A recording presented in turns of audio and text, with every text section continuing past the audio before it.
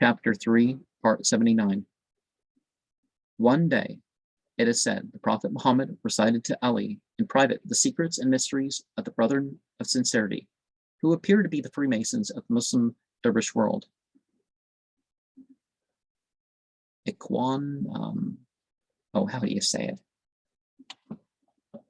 World. Enjoining on him not to divulge them to any of the uninitiated, so that they should not be betrayed. Also to yield obedience to the rule of implicit submission. For 40 days, Ali kept the secret in his own soul breast, and bore therewith until he was sick at heart, like a pregnant woman. His abdomen became swollen with the burden, so that he could no longer breathe freely. He therefore fled to the open wilderness, and there chanced upon a well. He stooped, reached his head as far down in the well as he was able, and then, one by one, confided those mysteries to the bowels of the earth.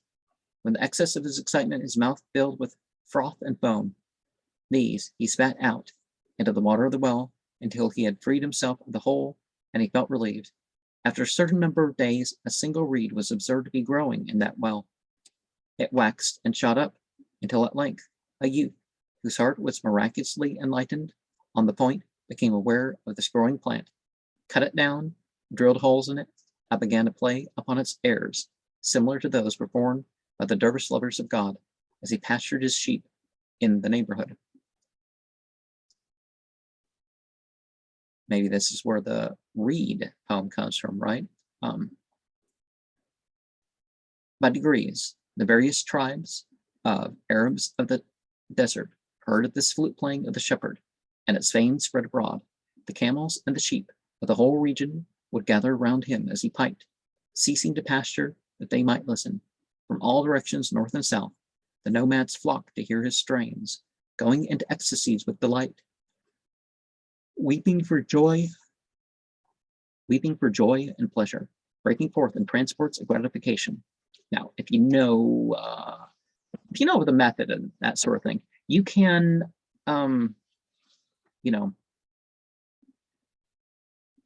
cause all sorts of sensual and emotional and psychiatric states through music.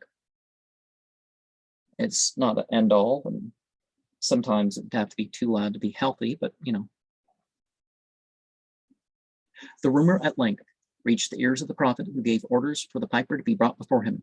When he began to play the sacred presence, all the holy disciples of God's messenger were moved to tears and transports, bursting forth with shouts and exclamations of pure bliss, and losing all consciousness. The prophet declared that the notes of the shepherd's flutes were the interpretation of the holy mysteries he had confided